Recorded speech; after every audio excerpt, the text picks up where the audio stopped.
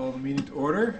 The March 11th regular meeting of the East Lyme Board of Finance. Let's stand for the pledge, please. I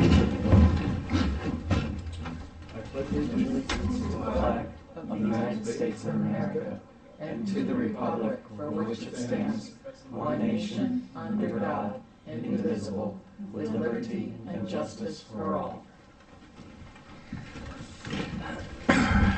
All right, our first item on the agenda is delegations, where members of the public can come speak to us about anything they wish, and there's absolutely nobody in the room. So we're going to just move on to the next. Approval of minutes from the February 11th regular board meeting. Is there a motion to approve the minutes, please? Anybody? So moved. Great. A second, please? A second. Okay, it's been moved and seconded to approve the minutes from our February 11th Board of Finance meeting. I wasn't here last time. Do I have to abstain from that? You don't have to, no. Technically, you don't have to abstain if you reviewed them and you don't have any questions about them. Okay, You can good. vote So on in them. favor. Okay. Is there any discussion of the minutes from February 11th? Yes. Go ahead, Rich. I was looking to see what page it's on, but I had sent an email earlier. There was a comment that, let's see, I asked if $1 million budgeted to go into the fund balance has been used yet. And Kevin had replied, but he didn't reply exactly as what the minutes were recorded. And his reply should be, rather than the Mr. Gervais replied that the town budgeted $1 million to add to the fund balance, but we won't know. We were actually taking $1 million from the fund balance to use within the operating budget. So it should read, $1 million budgeted from the fund balance to the general budget has been used. Kevin, are you in agreement with that Yep. change? I am, yeah. Okay. I'll work with Brooke to get that solidified there. Agree. Are there any other changes, additions, deletions to the minutes? So I think I'm allowed to call the question, and we can approve the minutes as amended. So any other discussion? So it's been moved and seconded to approve the minutes, and they have been amended to reflect change in Kevin's response. All in favor, please say aye. Aye. Any opposed? Okay, the motion carries 6-0. Reports. Dan, first selectman, please. Okay, thank you. So it's been a busy month for the Board of Selectmen. We've worked hard. In a few minutes, we'll be presenting our budget to you. And we've tried to meet our obligations and reach the goals that were suggested to us. And so we'll see that in a few minutes. Couple things. Recording in progress. Oh, okay. That's fine. The system is working. So today, I attended the groundbreaking at the Anchor Building, which is on Main Street. Those are the three buildings that were raised near where the cafe was on Main Street, and they're getting ready to build. So we had a groundbreaking ceremony. I got to shovel some dirt and wear a hard hat, and but they expect to have that project completed in 12 to 14 months, which will be right before next summer. Not this summer, but summer, 14 months from now, summer of 2027. So it's a combination. It'll be residential space upstairs, and it'll be commercial space below, and so there'll be businesses that will be in the lower level and residences above. It's going to add to our tax base. It's an attractive building. You've probably seen the pictures of it on the fence that when you drive by. And so it's been a long time coming. but it's finally, they're ready to go, and hopefully it'll be generating tax revenue a year from now, and it'll add to Main Street and add to the interest where we need it, down on Main Street, and the vitality down there. So I'm excited about that project for the town. Some other things of note, we did have a resignation from the Board of Selectmen. I think probably everyone's aware of that. The Board of Selectmen meets on March 18th, next week, and we have posted on the town website the procedure for anyone that's interested in that position. If they're interested, if they could send a resume and a letter that they're interested in the position to Sandra Anderson, my executive assistant, and then we will collect all of those materials, distribute them to the Board of Selectmen. Anyone that is serious about it should attend the meeting on the 18th so that they can be interviewed by the Board of Selectmen. The requirements are that you be an elector of the town. That means that you're registered to vote and you reside in East Lyme, and there is no restriction on party affiliation. So anyone that's interested that's an elector, please send us your resume if you're interested so you can be considered. Dan, is there any issue with existing commission members or board members from other committees applying for the role? I don't want to give a legal opinion on that, but I think they would have to resign if they were selected. They would if someone's on an existing board, that wouldn't prohibit them, but they would have to resign before they could be sworn if they had an interest. That's my understanding. Thank you. And I did review with town council, and we went over the charter together, and it invokes the state statute just for this situation. And we want to make sure that we're following the letter of the law, and we are. So I want to assure everybody of that. Public Works is assessing damage to the various vehicles and equipment from the storm. They were, out day and night plowing the snow, and of course, with that kind of demand on the equipment, there has been some damage. We're trying to assess it. We don't know just how extensive it will be, but they're assessing that, and of course, damage to some property that we may be responsible for. One thing I will like to comment on, though, the Eversource really did a great job with respect to maintaining electric power. There were outages, but they were short in duration and narrow in area from other storms we've had. And that really is a reason, we had a storm years ago, and they really were criticized for their lack of good response. But they learned from that lesson, and they had crews at the ready. I mean, these guys are out at 2:30 in the morning pulling wire and restoring power, which is pretty scary stuff, I think, to be up on a bucket truck in a storm. But they were there, and they did it. And they also, have been engaging in a more aggressive tree trimming policy. And so I think that contributed to fewer down branches and interruptions of power. So kudos to Eversource. I think they did a good job, and we made good progress.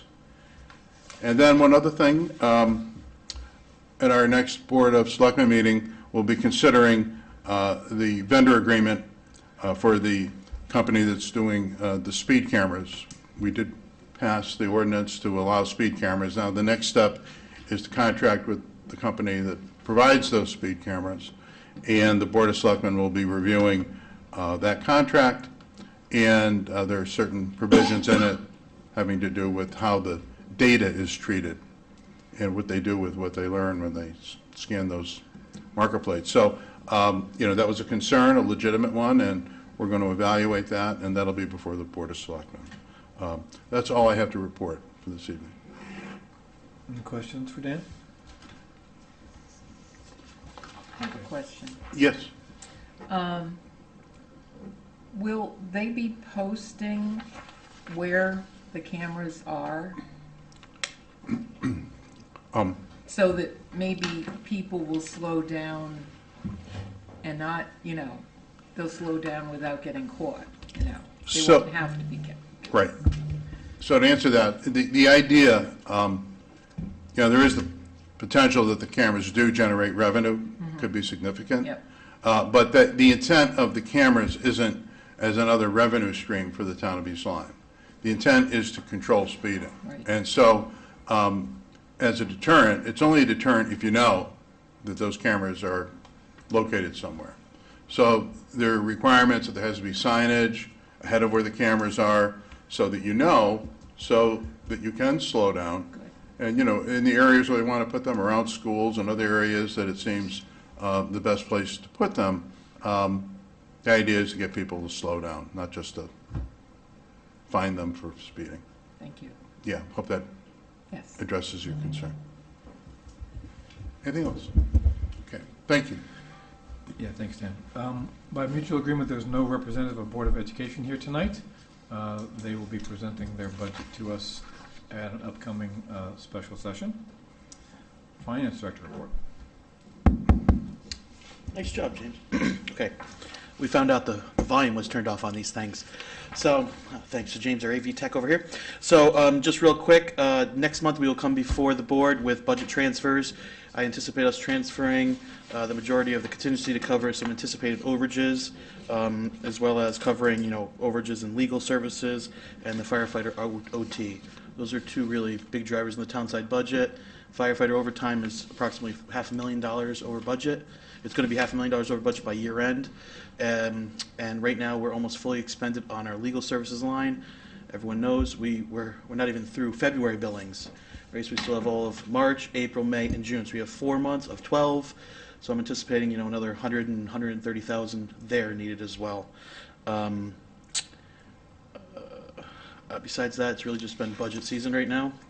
We are working on our audit, so we're working every day. If we're not working on our budget, we're working on our audit. So this afternoon, we had a 2-hour call with our auditors, wrapping up our open items in the sewer and water funds, as well as capital assets and pension and OPEB allocations. So we're progressing nicely along there. We're hopeful to have a draft soon on that.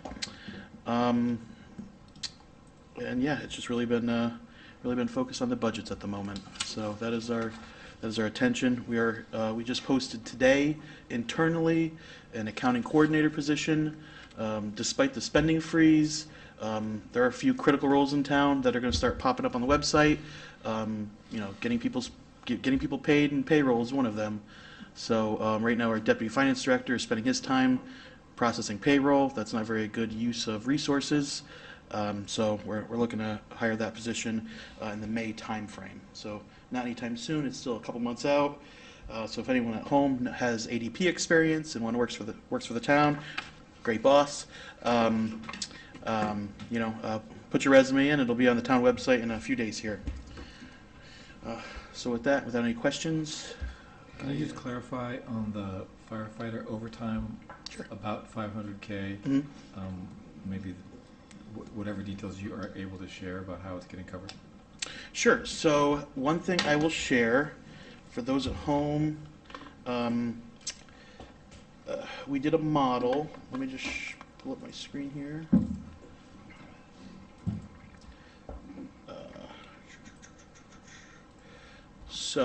James, you want to switch the camera to the PIP? Okay. On the town website, if you go to the Board of Finance page, and we go down here to budgets, you can see the first selectmen proposed budget. We're going to click the Board of Selectmen approved budget documents. And in here we have our fire department 105-4205. All right, you'll see why I'm pulling this up in a second. So we did a current model and then a proposed model. So the current model. So right now you have 12 firefighters. You have a minimum manning of 4 firefighters on a shift. You have 3 platoons. So can everyone see this? Okay, you want me to zoom in a little bit? Yes, Okay, how's that? Does that work for everybody? better, thank you. Okay. So, right here, we're looking on this, the left side of the page for now. Okay, so you have 4 firefighters. Of those 4, 3 are firefighters, and then one's a captain firefighter, just a working supervisor kind of situation. So the spots in yellow are what we are currently filling on overtime. Okay, the top yellow bar there, there's 2 out on 2 firefighters are on military leave, extended military leave. They're not coming back for a while.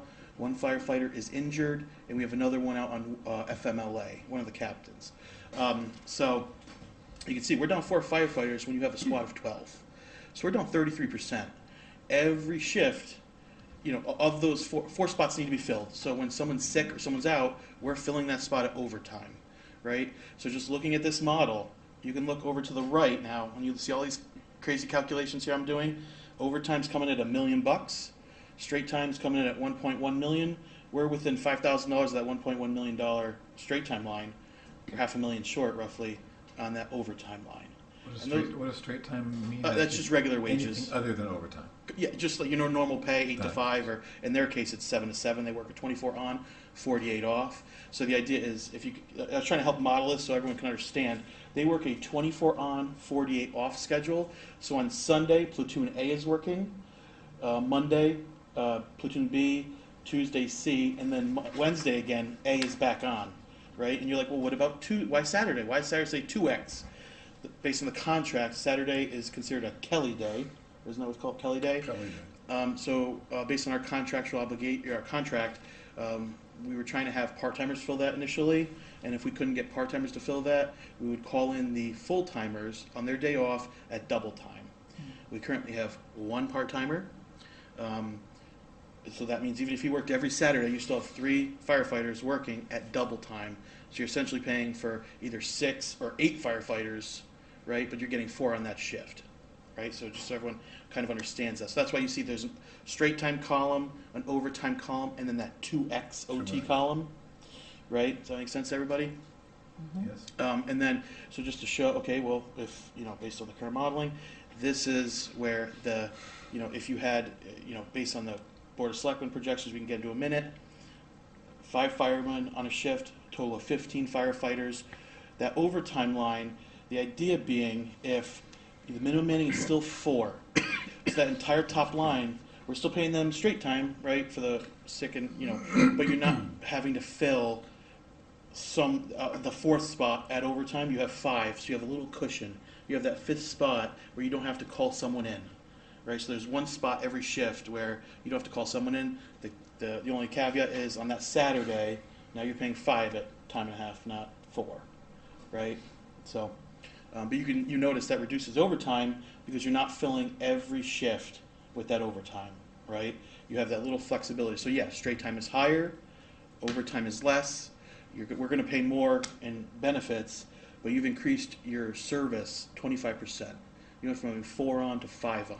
Doesn't seem like a lot, but so. It's greater value for what you're spending.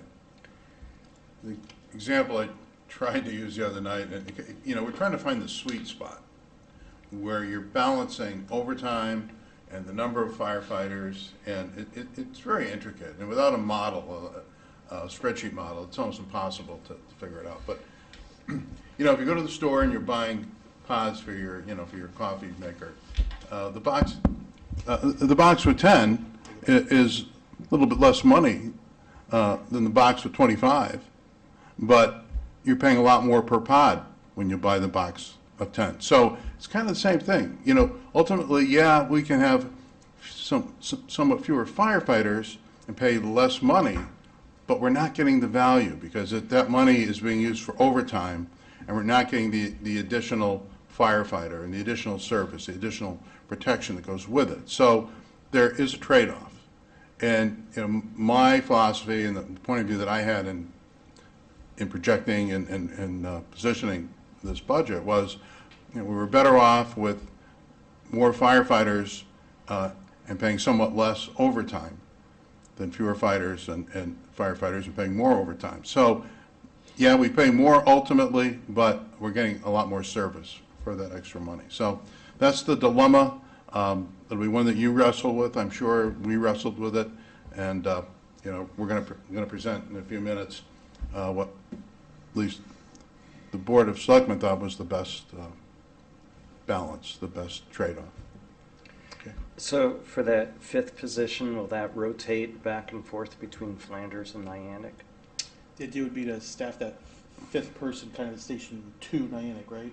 Yeah, I think what they would do is the Station 2 is the one near Peretz Park, down near the Yeah, Lyme, the one near the Lyme Tavern. Yeah, that fire station. oh, so that person be by themselves? There's EMTs there. There's EMTs there. That's always staffed with There's EMTs. no firefighters there at the moment, unless there's a part-timer filling a shift. Yeah. But there's always, that's the fully staffed EMT. That's where East Lyme Ambulance is Right. headquartered out of. Right. So there's always 2 EMTs there. But I was under the impression that we were being led to believe that we needed to have 2 at each fire station. So for the other 2 fire stations, you have to have 2 because there isn't anyone else other than the firefighters. The problem is you have a lone person in there and there's a call and they have a heart attack or they get hurt. There's no one in the building to take care of that person. So we sort of can get away with having one person in that fire station because we do have a ambulance crew in the same room, They're not by themselves. not by themselves. There's still there's other people in the building. That make sense? Okay, but for fire calls, There, where you, it's not required, if it You have to have at truly least needs a 4. firefighter. You have to have 2 in, 2 out, yeah. but you're going to have 2 other fire stations. You're going to have 4 responding. This will be the 5th person. So there'll be one person with a truck, and then the other firefighters can meet them there at wherever the fire is that they're heading to. Does that make sense? Yeah, it just, You don't have 2 fire. I understand. It seems if the other stations are fully equipped, in my mind, it would almost make more sense to have that extra firefighter at one of the 2 stations that's already got the shift. That's an operational Yeah. call Yeah. that the fire chief will make. Yeah. But one potential way of doing it would be if you have 2 and 2, depending on what happens with the budget. If you have that one extra firefighter, you could position that firefighter at, Flanders or Niantic. And if someone calls out, then sick, then you're going to be using that person to plug that overtime. So ideally, Sure. Rich, I think ideally, there'd be that 5th person to figure out what to do with.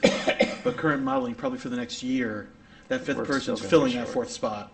So he or she will be filling Right. wherever the vacancy Okay. is. You know what I mean? Until the 2 come back. So kind of like workers' comp. in terms of an education model, a long-term sub, essentially, for that number 5 spot. Until they Except there'll be a until they come full-time back. person. Until they come Yeah. back. Yeah. Yeah. But Rich, I Yeah. hear you trying to maybe save money by, not using 3 fire stations if we can position the firefighters at 2, if I got you right? Sort of, I was just wondering, will But- there be a fire truck at that There is a fire 3rd truck. There's station? always a fire There's a There fire is truck. one Yeah, there it's now. part of our lease agreement with the state for that property. In the CIP, in the 10-year, we have right now anticipated our meetings tomorrow to finalize the CIP for the long term. But there's a fire response analysis study in there to determine Candace Carlson brought this up on the Board of Selectmen over the past couple meetings. Kind of to your point, do you need 2 stations in Niantic? But that's not really for, you need an expert, subject matter expert. So right now in the CIP, there's a fire response analysis to see where are the fire stations appropriately located, based on response times. Okay. But the Yeah, decision's already been made by the fire chief to position EMTs at the 3rd station. So we're not Well, shutting it down. They're not under his. No, there are EMTs there, and that's, and there is a fire truck there. And so on those times when they can have a firefighter there, whether part-time or if they get the additional firefighter, you've got someone that can take a truck and start to respond and then be met with other, the other fire crews from the other 2 stations. So, It sounds tantalizing to Rich's point. But Yeah. It sounds like there's already EMTs stationed there, and B, we Right. really need to rely on the analysis to determine Yes. where the firefighters need to be positioned. right, what the best operational plan is. Yep. So, okay. Quick question. Yeah. I'm looking at the figures on the fire station here, and, let me get this thing. I left my glasses out of my car, so I'm having to do this stuff. It's so tough to get old. All right, so I'm looking at career wages. There's about a $284,000 increase in wages, which is good. But then there's a reduction in part-time firefighters, 200,000, so there's kind of more, that's what you're talking about, hiring more people and getting rid of the overtime, getting rid of the part-timers. But then there's a $200,000 increase in overtime. So I was thinking, from what I understood before, you were saying that if we paid more firefighters full-time, we would have a reduction in overtime, but we're showing $200,000 increase in overtime. Am I getting that right or wrong? 200,000 increase in the budget, but that's not the model's broken. So we budgeted 500,000 overtime. We're hitting $1 million this year. So the model didn't take into account the 4 firemen. You're down 4 firemen of 12, so you're down a third of your firemen. And it's not like you have backup firemen. So every shift, 8 shifts a week are overtime. Right. So we're paying the equivalent of 6 firemen for those 4 that are out, right? So you've hired 2 more in overtime. Does that make sense? So the 500,000 was the budget, but in reality, that line's going to be $1 million this year.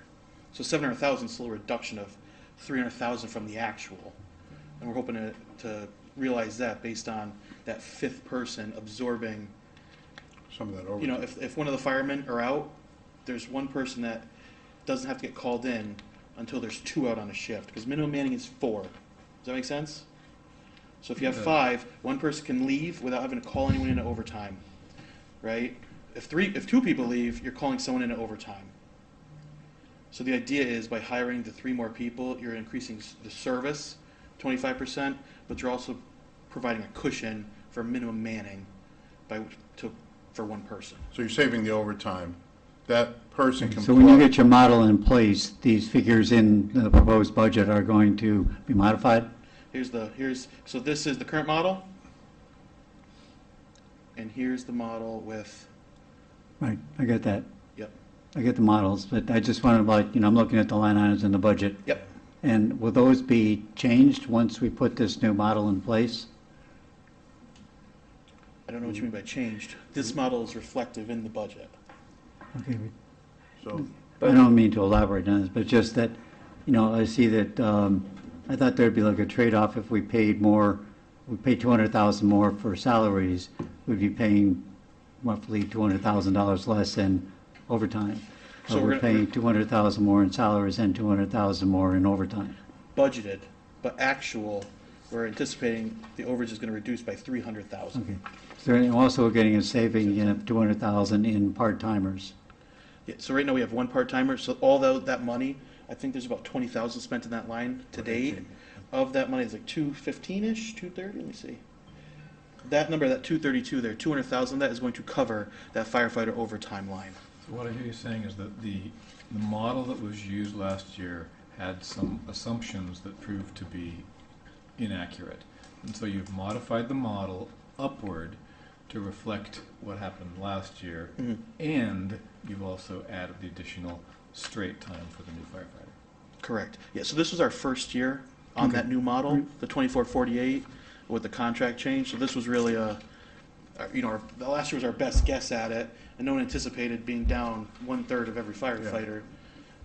So those, kind of a perfect storm on us right there. So Any other tightening up questions this- for Finance Director report? Just one more comment on that subject, because I think it's more appropriate if we fully discuss when the fire chief is here. Yeah. One caveat is the salary lines that you see in those budgets, Barry, don't accurately reflect the full cost, because a lot of it's held in contingency for contract negotiations. A piece of it, yep. Yeah. So it won't be exact what's there. Though there will be additional costs, but that's held within the contingency line that Kevin has created. that's correct. That's dependent on contractual negotiations. Right, and so going forward, that salary line will increase in future budgets. I think so. All right.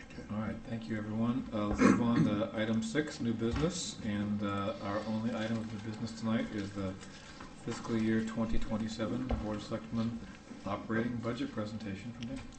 Okay, thank you, and good evening, Board of Finance members. So, Sorry.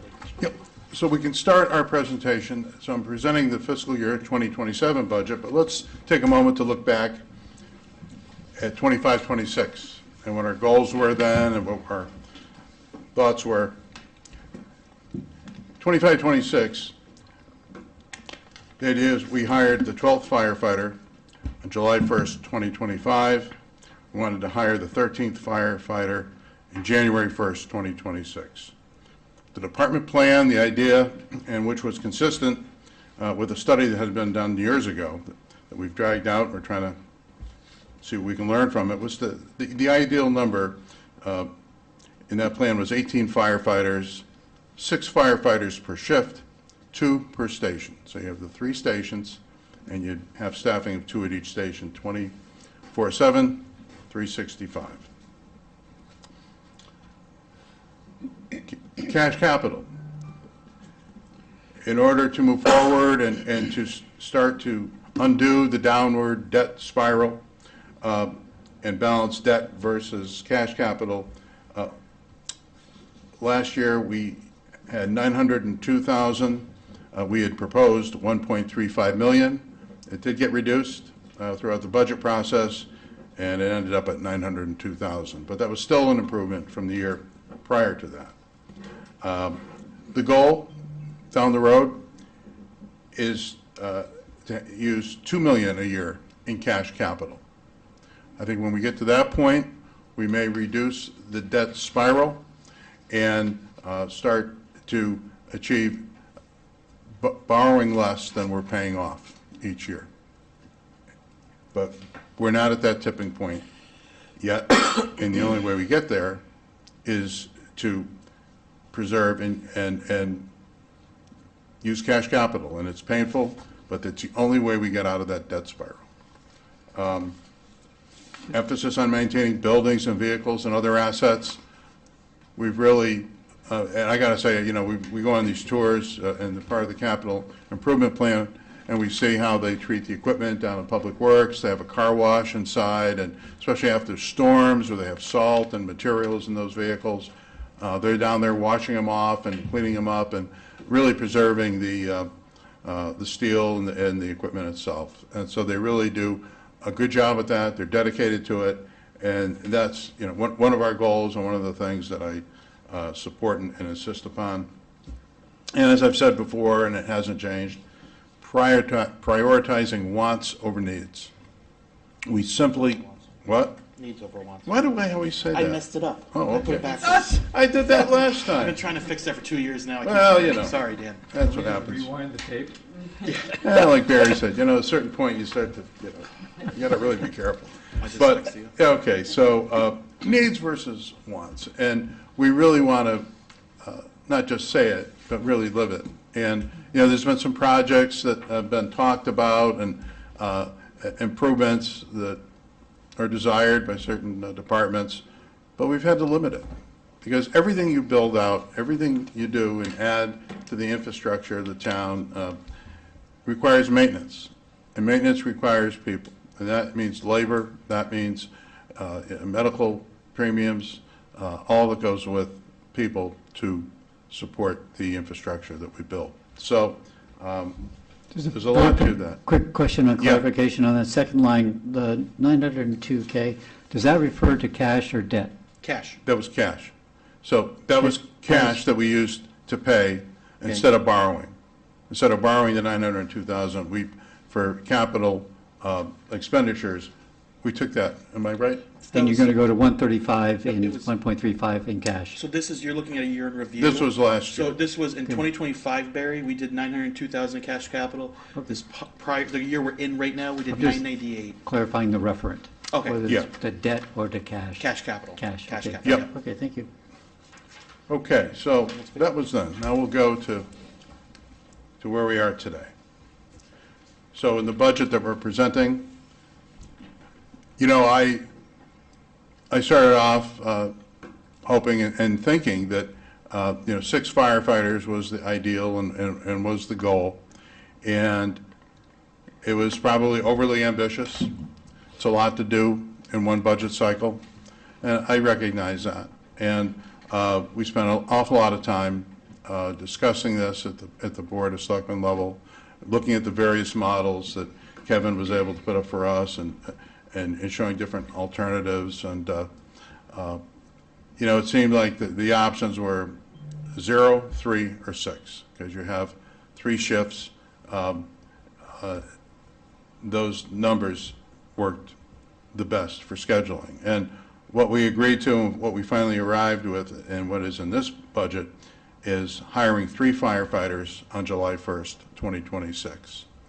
So if we do that, and we can stagger the increase in firefighters, we can test our theory, and we can see if in fact we really do get a reduction in overtime costs with the 1 additional firefighter on each shift.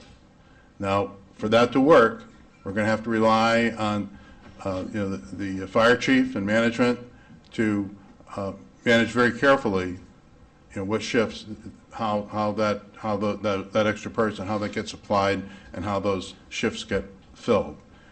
We would still have to maintain the minimum of 4 staffing. If we start saying, well, now we got an extra person, we'll say, let's have 5 all the time in all the shifts. Well, then we're going to be right back in the same box we're in right So now. the threshold will continue to be 4 per shift that have to be present, Right. filled by either regular firefighters or an overtimer. Exactly.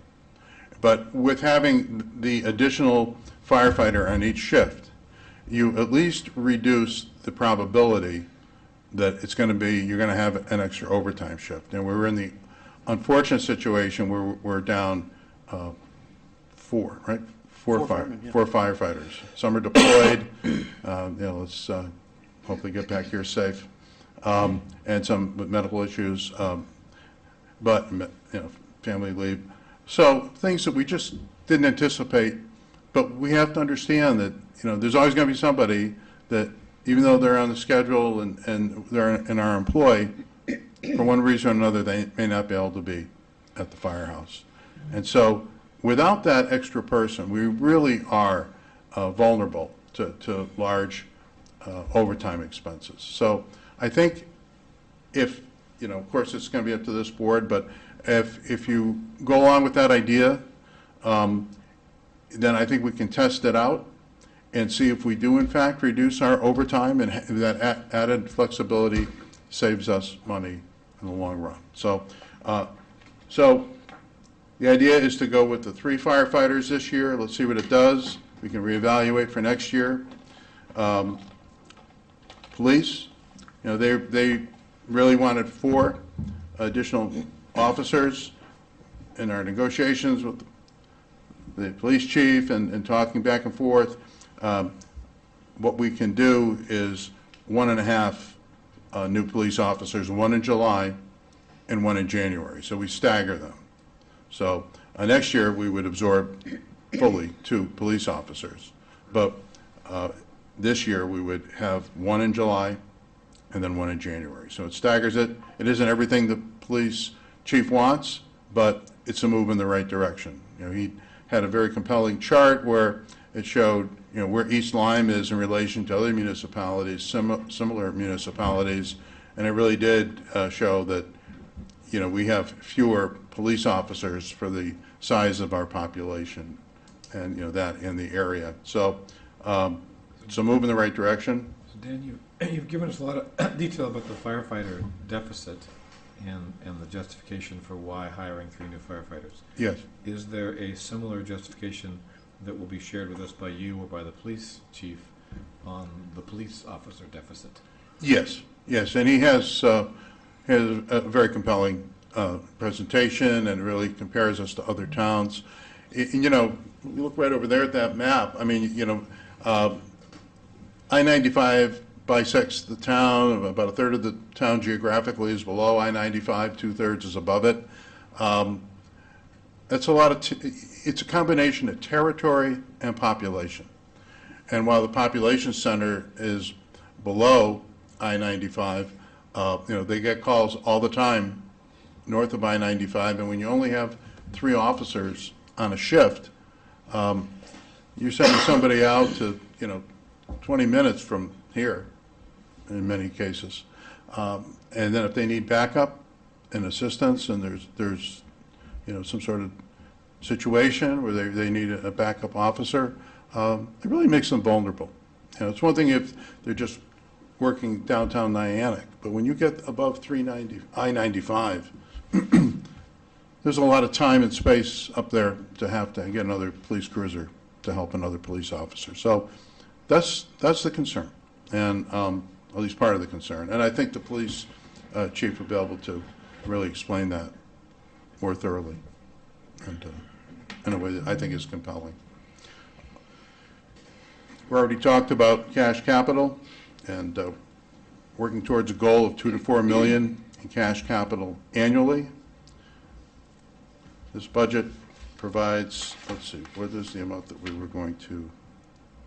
We were budgeting 1.35, but we're getting 1,055,000. Yeah, $1,055,000. So that's $1,055,000 is the proposal in this budget, the Board of Selectmen's budget for cash capital.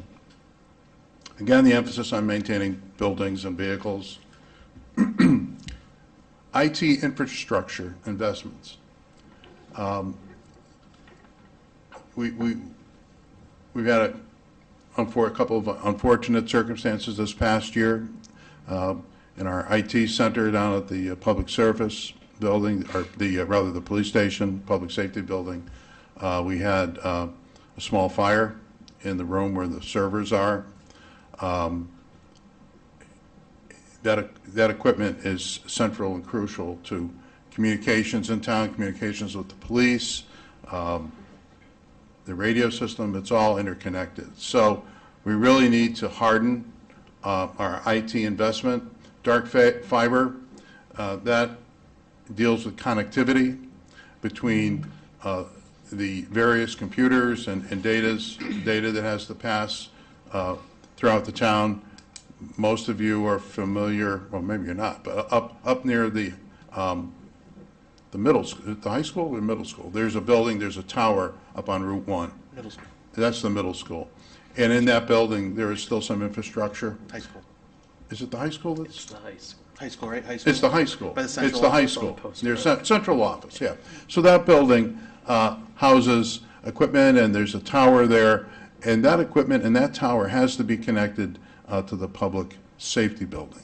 And one way to do it is what they call dark fiber, and that is a communication channel, or it's actually physical fiber that connects those buildings. It's more secure, less likelihood of someone getting on and interfering with our communications. That's part of the physical infrastructure.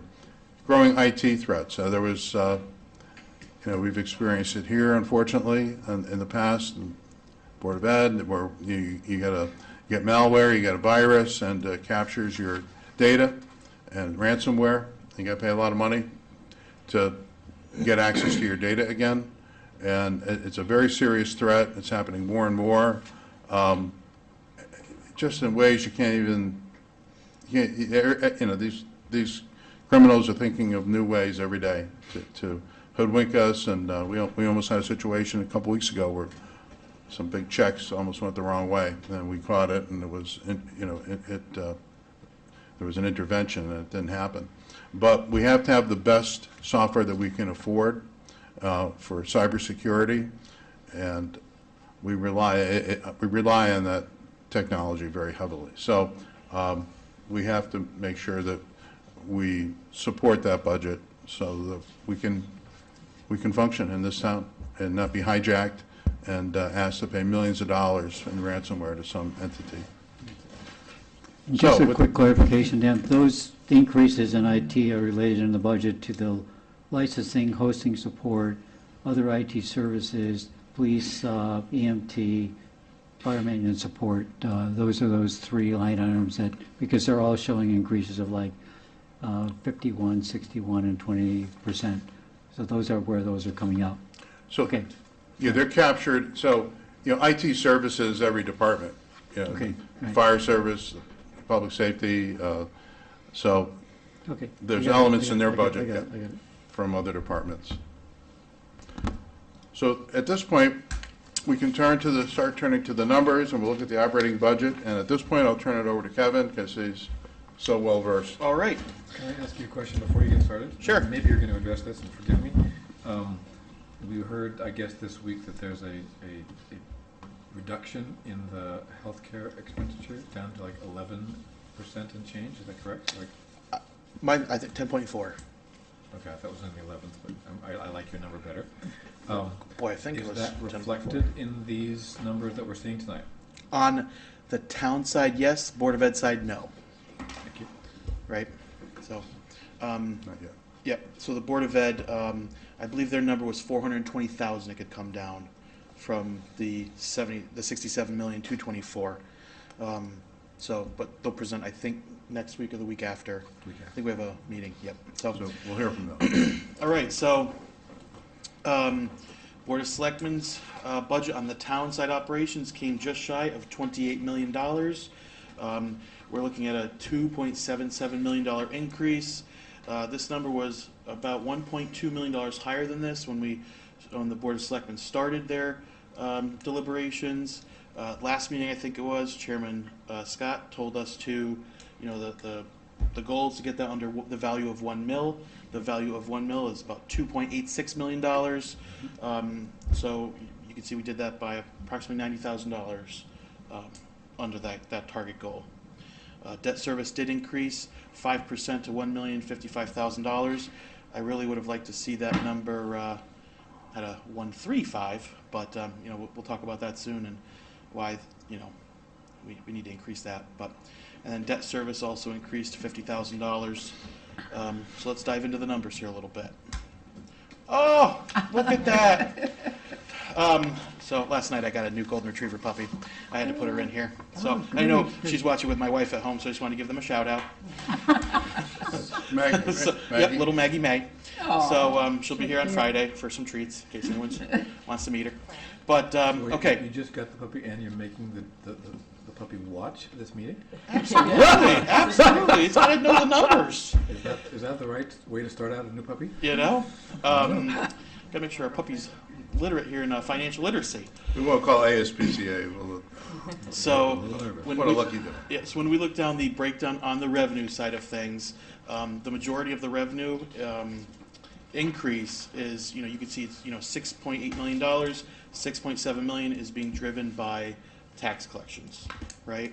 It's not all, tax collections. There's a $100,000 increase to supplemental motor vehicle there.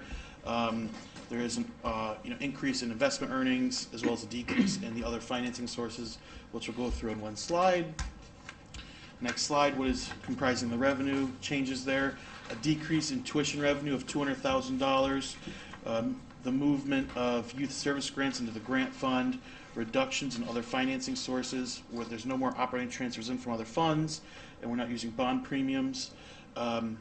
Increase in investment earnings, as I mentioned, and then Board of Selectmen did an increase to the motor vehicle supplemental by $100,000, and that's really due to, it appears the depreciation schedule set forth by the state of Connecticut last year in motor vehicles, that we were seeing an uptick in the supplemental motor vehicle line due to the inflated values that are being kept up there. Can you explain that a little bit more?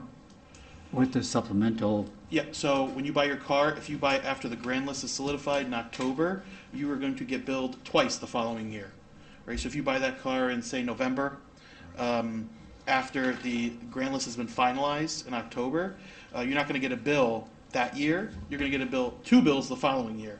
You're going to get a supplemental for, say, the 6 to 8 months or whatever it is you had that car in that year, as well as the next year's bill, right? And if that's not true, Diane, we'll talk tomorrow. But that's how I interpreted it. So, okay. On the expenditure side of things, general government, $2 million increase. We'll talk about that. That's where the benefits, employee benefits, is really coming from, between the health insurance and the retirement line. That makes $1.5 million of that $2 million increase. You add in the legal services doubling, essentially. Those, and then IT, those four departments make up 90-something% of that increase, right? Everything else is pretty flat. Public safety is up about 6.5%. Public works around 3%. Health Human Services, Culture and Rec, pretty much everything we were trying to keep under a 4 to 5% floor. Rich? So the increase in legal services, is that because of higher fees or increased use of legal? Both. Both. So the fees increased 58% in January. The law firm we use, Walsh with Palmer, got bought up by a larger law firm, and then a few months later, the prices did increase. But as everyone's aware, there's been some investigations, a couple lawsuits, so there's just been a little pressure on that legal service line. So it's kind of a culmination of all those. So getting into the town side operation budget, right? So this is peeling away the education piece, just on the town side.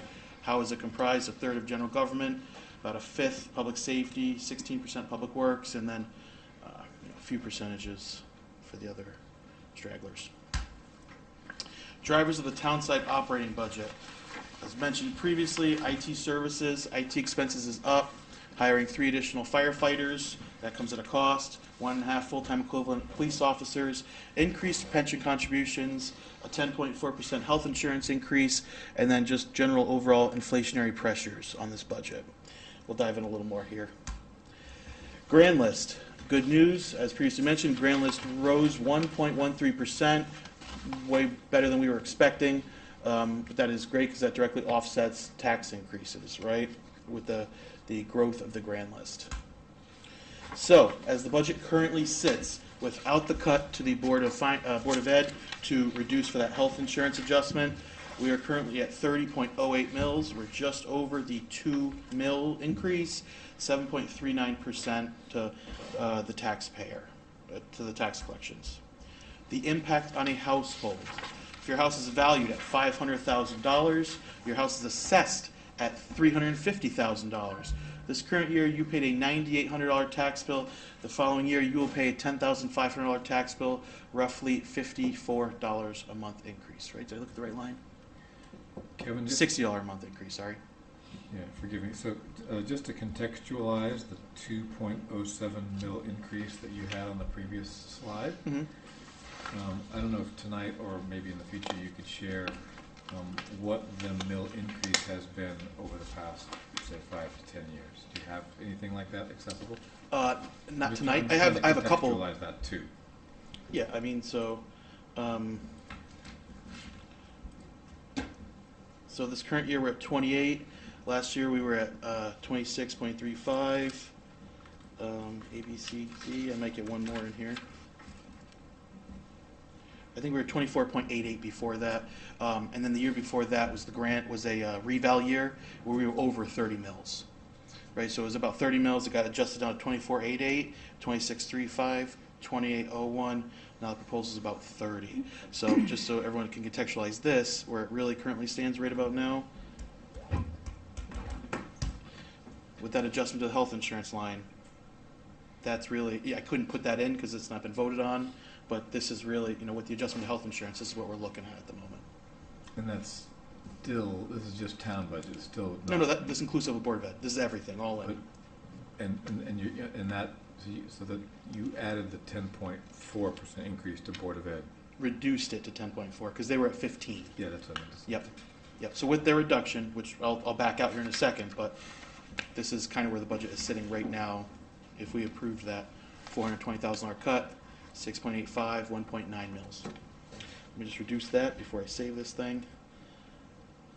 Okay, we're back to that. Switch back to my presentation. Okay, anyone have any questions before I move on? I do. So is there an easy way on this slide to show, sorry, is there an easy way on this slide to add a column that would indicate for us how many families are in a certain property value band? For instance, do we have 1,000 families at the $200,000 band? Do we have only 5 families at the $10 million band? I think when we think of our constituents, it'd be very helpful to understand where our households are. Yeah, it's interesting. And then, again, I don't know if we have this type of demographic information, but it would also be great to know, if we picked like retirement age of 67, how many retired folks are in each of those bands? I do not believe the assessor takes age. I don't know. I can ask. I'll ask. Well, a variation off of that might be size of families, that if you look for family size Two. 2, Trying to think Versus of, greater than how two. else you might get at that demographics data. I don't know if she has the family. I definitely don't think she has the family size. okay. And then I think the last piece of data that I would like, I tried to do some research, and I think the latest information I had on mill rate was, available for AI to help with, was 2024. And we were right at the average mill rate back in 2024. I don't know where we sit among all other Connecticut towns with our mill rate, but it would be really good to know if we're still middle of the pack or if we're increasing. Okay. That would be helpful as well. Just Um, relative to, even if it was southeastern Connecticut towns. Yeah, so one thing I usually, let me just shut this off for a sec, just a little diatribe. I do have, let me see if I can pull it up. So what I can do, hold on, I just gotta get the right work paper, bear with me 1 second. I have a,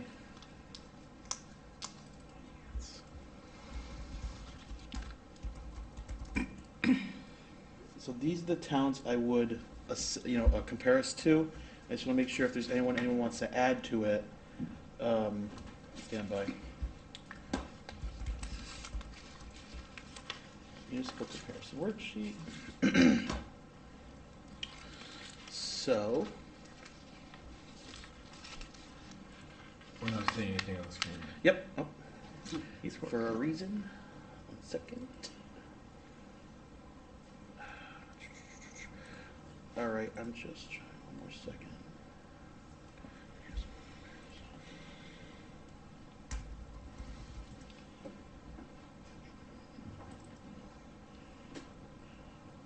Okay, here we go. So I will update this for the current budget year we're in. So these are the towns I compare us to. Old Saybrook, Ledyard, Stonington, Waterford, Madison, Branford, Clinton, Salem, and Colchester. If someone wants a town added here, let me know. Most of these towns are in our district reference group with the exception of Madison, which is 2 prongs above us. But that's really I think, a gold standard, or where we should be closer. Notice the cash capital, 5.5%, debt 2.5%. We are the exact opposite.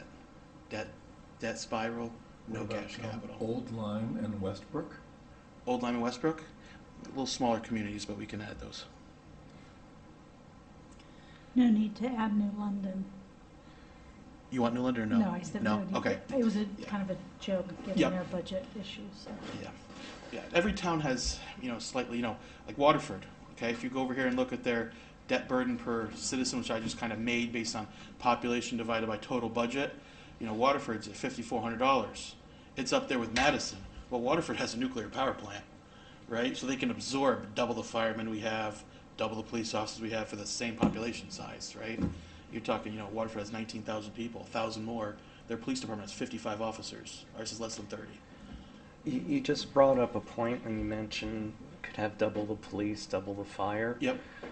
When we look at the police data Mhm. and for the number of police we have per our population, can we also incorporate this into, or So- ask the police chief to incorporate this type of data in He that? has so many graphs that compare us to every town around us and every town that's like us by population, by, he has, I don't want to give his, I don't Oh, want to show okay. his presentation. I have a copy of it, but Okay. he'll be happy to share it with anybody. If you want to email me and ask for it, he'll probably send it to you ahead of time, or he'll be willing to talk with anybody. If anyone wants to have a meeting with him to go over more in depth than a public meeting, I'm sure he'd be willing to dive in and and talk about it, because he's really concerned. To that regard, as we have our budget meetings, Mhm. will we receive the presentations beforehand? We could do that. I Okay. have most of them from the Board of Selectmen, but, you know, based on the list tonight, we can kind of finalize who you want at those meetings, and we can, and I'll make sure we get those ahead of time. for you Great, guys that to way review. we can come in a little bit more prepared. Yeah. Sure. And then just last question, if you go back to the previous slide, where the impact on mill rate, This one? yeah. What is our add elderly tax relief? What is our policy on elderly tax relief? I'd have to talk to the assessor. Yeah. And I don't remember off the top of my head. I got a lot going on up here, but that one slips me at the And then there's moment. the veterans. I think that's kind of that doesn't Yeah. include the veteran piece. Yeah, I think it does. But Significant. Okay, I'll ask Diane, our Okay. assessor. thank you. Okay. All right, so just, Can I ask one other quick question, Kevin? The numbers here for the Board of Education proposed budget, Yep. do they include or do not include the reduction in health costs? no, do not. Okay. How much is that reduction in health cost approximately? 420,000. 420, yep.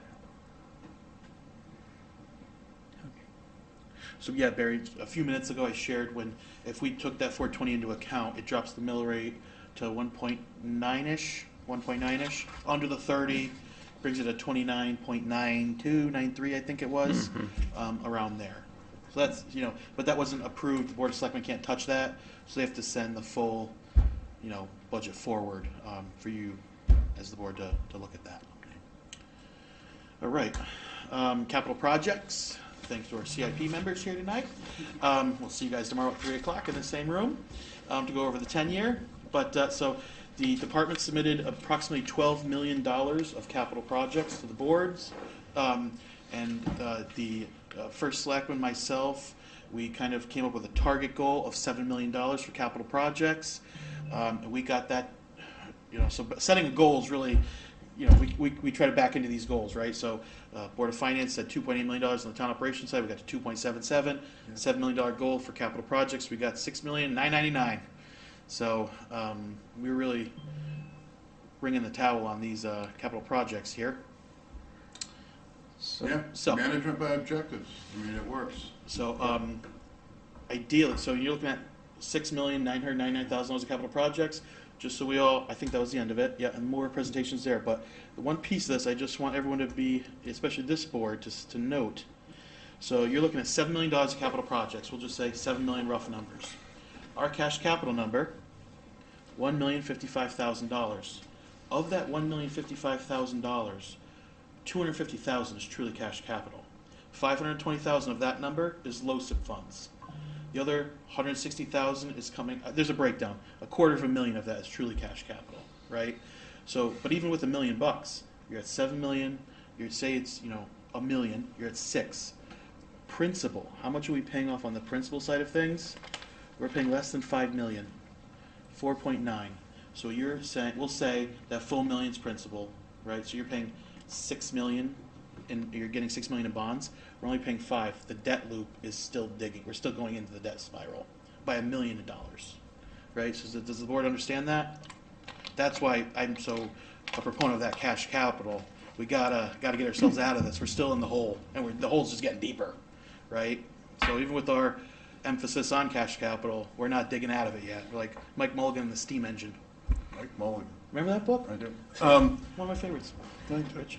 Yes, if you go back to the capital projects slide. Sure. Yep. I could pull up the actual capital projects list if you'd like. No, that's Or- okay. let's pull it up. I'm Hold just on. interested in the slide. Yep. I see significant reductions in pretty much all the departments, Oh yeah. and then an incredible reduction with culture and recreation, which is the library, right? Nope. That's Park and Rec. Park and Rec? Library didn't have a single Oh, okay, project on its own. okay. There was a project at the community center that got pushed through. That's in here, but the majority of that, there was a $1.1 million project for Pretz Park bathroom expansion and expansion of facility storage over there. That got cut. Everything at Darrow's Pond got cut. That was Yep. the Right. trail grant. There was a couple $100,000 trail grant. It was 80% funded by the government, or by, Fed and state, and then 20% town match, that got cut. Park and, Culture and Rec really took it, but Okay. you prioritize the wants versus the needs, are we buying a loader for Public Works because the current loader can't stop because it doesn't have brakes? Or are we putting in ADA compliant hiking trails in the woods, Okay. right? So that was the trade-off. Yeah, it's just, I noticed that one almost got wiped out, that Yeah. department. Yeah. Yep, yeah, the money they have there really is for, I think there's a new truck, there might be a new UTV, a beach groomer, so it's really, truly must-haves, Things not that nice to really- haves, right? Things that are breaking at their last leg, they're held together by duct tape and glue, that's what they're fixing. But, there's Thanks. these interrelationships. If you build a big trail system and infrastructure up in Darrow's Pond, and then we're trying to see what are the minimal number of police officers that we need to hire and still have adequate coverage. If they're flying up there because somebody is doing something and there's an altercation up there, and that's the other end of town, do you really want to attract people outside of where we can really control things and have coverage? So it's not just the cost of upgrading the trails and taking care of and mowing the grass up there. It's having adequate fire and police service available if you have an event, if something happens in those more remote areas. So it's all interrelated, and it all ends up costing us more money. And that's what we're trying to understand, are those interrelationships, and find a way to control this budget. Thanks for explaining that. Question about the capital projects that were cut and didn't make the final 6.99 million. I understood there was the governor has a discretionary fund that he can potentially fund some capital projects that are, the town wants and are attractive to the governor's strategies, I guess, for our state. Are you working with, or could you work with our state representatives to try and find projects within what might have been cut that could potentially get funded by the governor? Yes, so there's a project at the community center where they're going to sort of add outside space, put in a patio, and sort of near where it goes to the Brookside Farm Museum building, in that area there. And I've been exploring with Nick Minipace to see if that's something that, if we can get it shovel ready, if we can do enough engineering so it's shovel ready, then that might be a candidate for some of the governor's money that he wants to spread around a little bit. So we are looking for those opportunities, and that's one that I can identify off the top of my head. Yep, very important. Thank you. Of course. So in these projects, I was, being on the committee, I was very impressed with the attitude of the town departments to cut. I mean, that they didn't come, but they were, I mean, like in Public Works, they talked about the seawall down at Cook, I mean, they said, ideally we get the money in, but, we can do this ourselves. There are things they could do to kind of put it off. And there was just a lot of stepping up to the plate and saying, our agency can really do this to help the town. It was great conversations.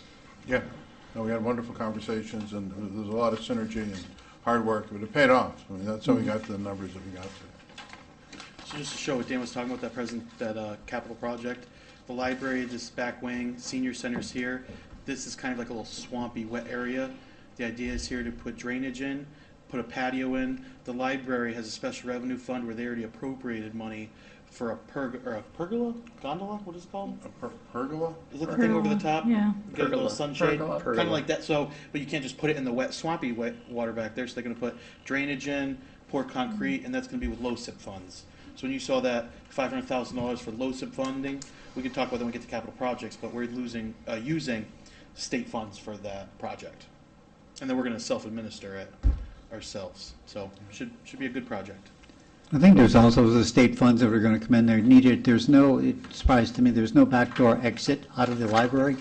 Yeah. And so there was state funds that were going to come in and put on that thing, a backdoor exit. Yeah, Right. emergency exit. Emergency That's exit, emergency exit. 'Cause, Emergency egress or it whatever. was strange sitting in there when they were describing, saying, if that front door is blocked, we That's can't it. get out of here. Yeah. It's like- Yeah, no, that's important, and so, that would be a nice project, if we can get some extra money. That's one that might really work, so Mhm. we're going to keep following up on that.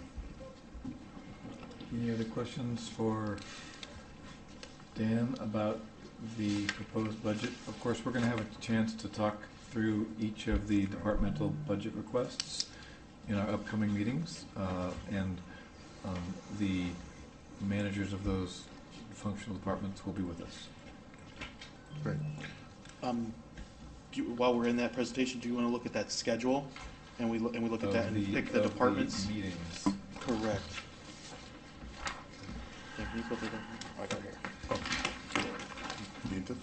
No, I got a copy. So there's, if you look at the description column, you can see within the special budget meetings beginning on March 16th, a few departmental items have been lined through, meaning they're not going to be here and make a presentation. Just my Do you wanna- suggested. I know these are that right. Yeah. Yeah. These are Kevin's suggestions. Do you want to restore any of those? Were they crossed off for a reason? So we just go through them real quick so you can understand kind of. So building department, we have a new building official. There's no new positions added. Bare bones budget. We've already cut it. Part-timer back. I mean, your Not- rationale for lining through these was because there was no substantive change. Correct. If there was something, if they had a new position that got cut, or give them a final chance to come back, like building maintenance, nothing got cut there but electricity. That's not even something they control. Just EverSource. Commission on Aging, we cut $200 from her account.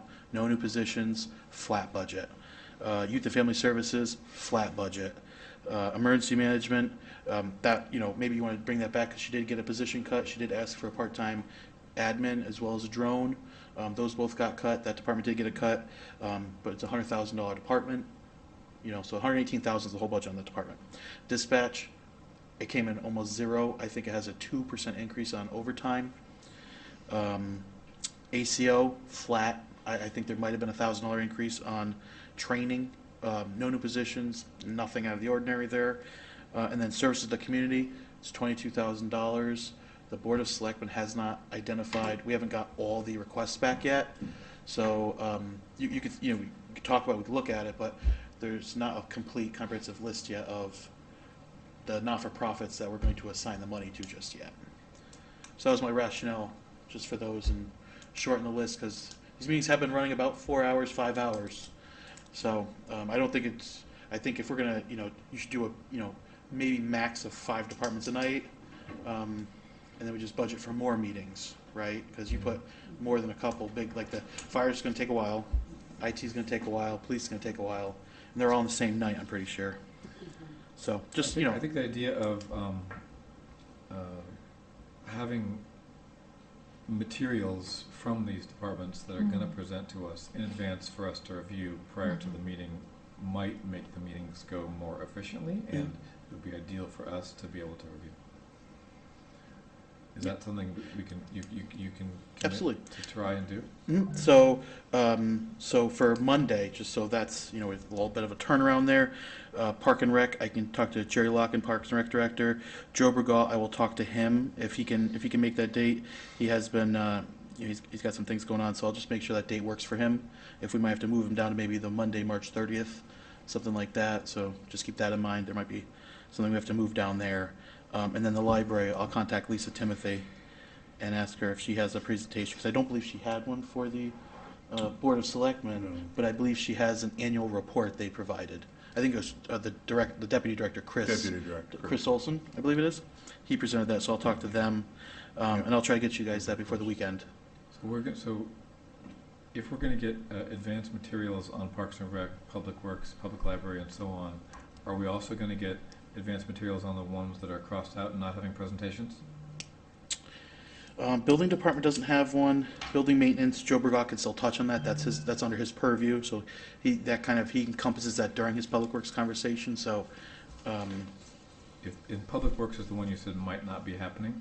He It definitely might- wants to come it before you might get- guys, but It he might might move. get deferred to a Correct. later date.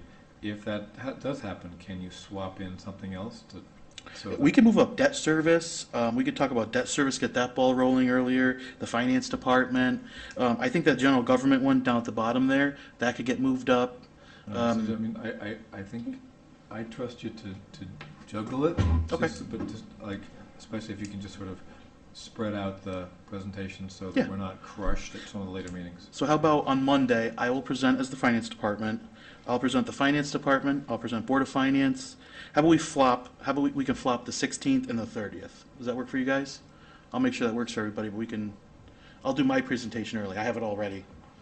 Yeah. And Joe will go on the 30th. And I could, because I'm pretty sure he's out next week, so Okay. if I could just move library, everyone down, I'll just push all the heavy stuff up, like contingency and, because those will be multi-meeting conversations anyway, where you're probably gonna ask me to go back and look at stuff. So if we start earlier on that, it'll give us more time so we're not rushing at the end, right? You have capital projects coming 3 times.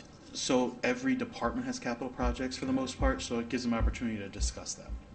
And Parks and Rec, you're gonna include in the move to the 30th also? Yeah, I'll check with the department heads to make sure it's good with them. But yeah, ideally, I would like to move all the stuff on the 30th. I'll push that up. That way we can talk about capital projects, get that ball rolling, because that's going to be a multi-night meeting as well. Does that work for the board? Yeah. Yeah. Kim, you had a question? Because we have control over that. Right? Yeah. Yeah, I was just, when I look at the meeting on the 25th, it seems like that is very heavy with IT, police, and fire. So I didn't know if IT could be moved up. So let me see if I can do IT. I'll talk to Dan Clear, IT director. I'll see if I can move IT up on Monday night. I'll make him first. So he doesn't have to listen to me talk for 3 hours. And then we'll move all this up. And then we'll leave police fire for that Wednesday, March 25th meeting.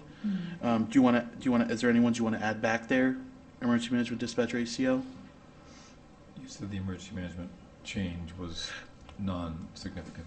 I would just giving the board the opportunity to hear it, just in case it was not on me. I'm passing the buck. Anybody want to add back emergency management? Alrighty. Now, is dispatch still running extensive overtime? Or have they straightened out a little bit? Not extensive, but same as where they were last year, and the budget's kind of encapsulating that. It's under 200,000. They're going to control it in house this year. Oh, okay. Yep. If they get down a person, that's where you really see the overtime, because they're filling, They have to be. every shift. So every week there's baked in overtime, because you essentially need almost like another dispatcher. Based on because we have 8, I'm pretty sure, and I know they're listening to this too, so maybe I'll get an email or something correcting me. But there's a few shifts that are filled in overtime just based on having 2 on all the time, right? So I think there's like 2 or 3 shifts that are overtime, but if someone leaves, you're now filling all those shifts at overtime that are, 40 hours a week. So that's where the overtime line really goes through the roof. Right now, I believe we're fully staffed with dispatch. Okay. So. Could you do me a favor? Hmm? The changes that we're proposing, could you send those out? Yeah, absolutely. Thank you. Absolutely. My scribbling is hard to read sometimes. Thanks. Along with what Kim was saying, related to the request, when you ask them to send us information in advance, generally the line item budgets they really don't tell me a lot. Mhm. But I think if you could send out a link to Lisa Timothy's annual report, what she provided in that report is a really, really good indication of when we give money to the library, that report really said, this is what we're getting back from the town from that. So when we've made requests of other departments, they've kind of saying, well, we don't know what information you want from us. Send them out a copy of Lisa's annual report and said, this is the kind of thing we would very much like you to come back with, in your own terms. Okay. Okay. Kind of a simplification of that might be in the narratives. Some of them just get copied year to year to year to year. Maybe this year when they present the narratives, I know they're already made, but if they could kind of go along the lines that Barry's proposing. Yeah, so some departments do a great job, like I know, just shout out to Joe McGraw, Public Works. Yeah. He has a zero-based budget, Yep. right? It's not an incremental, or we're gonna add 5% here, 5% here. There's hidden columns in his Excel documents. He's got 30 tabs on every Excel, and everything's to the penny, not to the dollar, to the penny. He drives me crazy sometimes. But he's transferring like $2.56 between accounts sometimes. So there's, and there's other departments that are just doing, office supplies is $300 this year, let's go to $350, right? So it's switching the culture of all the departments to a zero-based budget model. Right. So, But if we could just get a little bit more detail in the narrative than what we've been seeing. okay. Some of them, the statements are so general, they don't really mean very much. Okay. Could I also ask, I don't remember, maybe you do, and I don't think we need the answer tonight, but on the March 31st and April 6th budget deliberations special meetings, Mm-hmm. I don't recall that we needed 2 last year. I think maybe we needed 1, but I just wanted your I think there was 2. I don't think I think we had 1 though. But I think the second one might have gotten canceled. Right. But I think it's, we just lost 3 board of selectmen meetings this year, Yeah. with Storm. cancellations and different things. So I'm not suggesting canceling the meeting, I just sort of was wondering whether or not we truly are going to need to. probably not. But it depends. Maybe we can cancel once we get through March 31st. Yep. Let you have a sense of what progress you're making. Indeed. When do you actually vote on your budget? Which meeting is that? Is that the April? I'm trying to figure that out. When it, At the conclusion of the public hearing, April 27th. so on April 27th, okay. Public hearing, then the Board of Finance special meeting, that's when you make the decision. So in this Yeah. in this budget, or this proposed meeting schedule here, there's 2 public hearings. There's one at the community center on Thursday, April 23rd, and then Monday, April 27th, at the high school. Right. Right. So that's the difference between this year and last year's. Yeah. We added the community center meeting that didn't exist last year. Correct. We are going to do what we can to ensure that both meetings run as efficiently as possible, so that there is not a redundancy and repetitiveness to comments that go over and over again. Yeah. Will those public hearings be hybrid meetings? I don't believe so. Were they last year? What do you mean by hybrid? That you could dial in to join? I don't think it was, no. I don't believe so.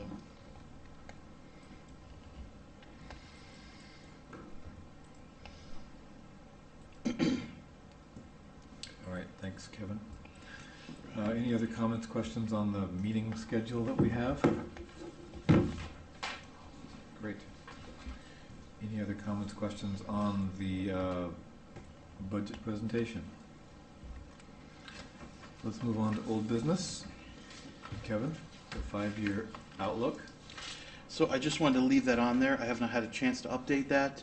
Now that we have more of a refined budget, now that it's been through 2 stages in the process, I will update that, and we can start talking about that at these special meetings. Maybe I'll put a old business on one of the special meetings. We just talk about it, look at it, and make sure what we are proposing can fit into this model. And then you look at what the percentages, and let's scope that out over 5 years, and let's look at what the damage is, right? Is there any chance that you could do that and share it with us electronically Absolutely. in advance of Mhm. the special budget meetings? Absolutely. Yeah, and so if anyone, so Rich, your question was, or request earlier was to send the budget electronically. I'll send that to the whole board, so you can look at it electronically. You'll see my working papers. If you just click on hide, you can see what else there's there. Some cool stuff. But I'll send that electronically, and then I will also send the 5-year projection electronically Thank you. via Excel. So if anyone wants to play with it or sees any broken formulas or anything, I'm human. So let me know if you see any broken formulas. Okay. Speaking of which, I know you passed out these budget books for us to take a look at. Your caveat was that they might need to change a little bit after your QC review. Correct. Well, not that they're changing, I just haven't, so it's just a disclosure. Denise Compton, one of the people in my office. We just put these books together. We spent about 4 hours printing all these, making sure they're there. I didn't go through and proof them to make sure everything's there. So one of you may have 2 copies of building maintenance. One of you may not have a copy of the library. Who knows? You know what I mean? So all the documents are on the town website, though, right? So for everyone at home, everyone watching, if there's something you're missing, at the very front of your book, there's a summary work paper. Then there's about 4 pages of revenues. Then there's like 30 pages of expenses, just department by department. It's in chronological order by the department code. That is directly related into your book. So if you're flipping through that book and you don't see a department, right? Or if you're flipping through that front sheet and you don't see a department on the back, just let me know. They're all on the town website. I'll print them out for you and bring them to the next meeting, right? Rich? Yes, back to the point that I brought up, the hybrid meetings. For the Thursday public hearing, April 23rd, the hearing's called to order at 7. I'm not sure what time sunset is at the end of April, but part of the reason that we were having a hearing at the community center was to be able to make it more accessible for seniors and elderly. And I'm wondering if we could move that time up from 7 just to ensure that we have daylight. I was going to say the same thing. I know we got that feedback last year from some of our senior citizens that 7 p.m. was too late. So let me just, so here's our current, this is live, guys. So if we, what time are we thinking? I gotta check, so caveat, we have to check with the senior center, see what the room availability is. I'm pretty sure we were already up against a program, so I'll check. Maybe we have to, cancel that program, but 6 o'clock, is that kind of what you were thinking? All of our other public meetings begin at 5:30. Okay. So let's try for 5:30 if it's possible. Okay. I'm going to highlight these in yellow.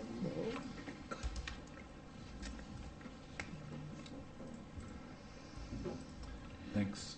Okay, now what about Rich. the annual town meeting? Do you want that still at 7?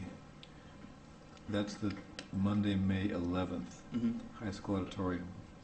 Is there a reason that high school is having us at 7 o'clock each of those 2 times? Because of scheduling of other events, perhaps? I don't know. I'm not too sure. I just think that's how it's always kind of historical. I don't. Lauren? I'm wondering if it has something to do, I feel like at the high school, it's usually when the school community members come to speak, and I'm wondering if it had something to do with after-school activities and Could be. families, if why it's always been 7, but I could be wrong. So I'll highlight that in yellow and say ask. Last year at the annual town meeting, I think there was only one non-board speaker, and that was not a high school-related speaker. So I'll ask the Board of Ed to see what time, because I think we've already booked that room and everything at the, as well as this one too. Where's the other one? Here. I'll have to ask that one. Make sure it's available. It might not be available. I guess I feel less strongly about that one than about Rich's suggestion for the meeting at the community center. Okay. Good to know. I'll leave these highlighted. I'm gonna highlight this one as well. And at our next Monday's meeting, we'll have an answer for that. Oh, okay. Okay. Thank you. Yeah, and just to add on to the one that's at the high school, that meeting's very lengthy, and we were pushing midnight last year. So if the schedule allows it, if we could go earlier, that would be better. Okay. So proposed schedule real quick, if we could just get a quick approval. So Monday's meeting, we'll do IT tentatively, general government, contingency, finance, board of finance, debt service, and then we'll go through all the capital projects, go from there. Our next meeting then will be Wednesday, March 25th. We'll do police, fire, and if you have any questions on fire or police capital projects, we can bring that up. Monday, March 30, capital projects again, park and rec, public works, revenues. And then so if you're all going through your books and you have any questions, or if you see a department you really want to have a discussion with, or you want the department head there, just shoot me an email or give me a call, and I'll try to put them on one of these meetings. All right. So I'll print this out before you guys leave so you can grab a copy. Out the door. Thank you. All right. Next item on our agenda is public discussion. No members of the public continue to not be here. I didn't say that right, but I think everybody knows what I mean. Board comments? Anybody? I have just one thing I want to say. I've been doing a lot of work looking at other town budgets, and there are some that are like really, really good, in my opinion, in terms of showing the results of the expenditures, you know, what's happening to the town. And I don't want to be perceived as a maverick, you know, or an outlier here, but I would like if you could just give me an okay, if I could go ahead and start pulling together information from those other town budgets and anybody that would be willing or want to work with me. And I would like to meet with Kevin to see if we can kind of come up with an idea for how we could improve the budget process next year. And that sometimes I can, with Kevin's help, occasionally report back to the board in terms of how progress is going with examples. And then maybe when the whole budget process is through, we as a, you know, as a board could take a look at that and to say, here's a template we would like the town to use for next year that might be better than the one we're using this year. So I'm asking, I don't just think you need like, a vote by us for you to engage in this exploration that you were wanting to do, and I applaud it. Thank you. I would. We got a lot to do with these upcoming budget meetings, and I think as much as we can contextualize what our budget is compared to others, I think that's useful. I just want to make sure we get through all of the items. and I wouldn't think that it's going to come until after we get through the whole process. I mean, this is a kind of at the end of May kind of stuff that we really get into this. Right, and I totally support any kind of after action review once we get through all the budget sessions that we need to see if anything can be improved for next year, of course. Okay. Thank you. So I would like to make a comment and go on the record saying that while I think it is great that we have a balanced budget to start with, that I am not supportive of a 2 mil increase. I am incredibly concerned about our debt service, and I don't think that is being framed well enough. Please, no offense, but in the larger context of the budget that was presented tonight, we don't seem to understand what the next, I'll say, 3 to 4 years really look like, and I am very, very concerned. So from my standpoint, I will be advocating for further reductions in the operating budgets. So I just wanted to let people know where I stand, because I can't support the budget as presented. Thank you. Any other comments? I have a comment.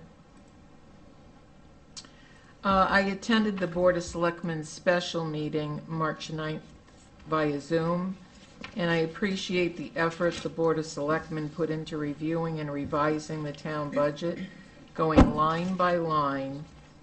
Great dialogue and effort was given, and it was like a 4+ hour meeting. And I just want to say thank you to them for due diligence, knowing that the bottom line is passed on to the taxpayers, many who are longtime residents and who now are on fixed incomes. And that includes me as a widow. Thank you. You want to make it a trifecta? Okay. All right, thank you, everybody. Is there a motion to adjourn our meeting? So moved. Moved and seconded to adjourn our meeting. All in favor, please say aye. Aye. Any opposed? Sorry. Dan's not going to count your vote. We are only a 6-0. We're adjourned.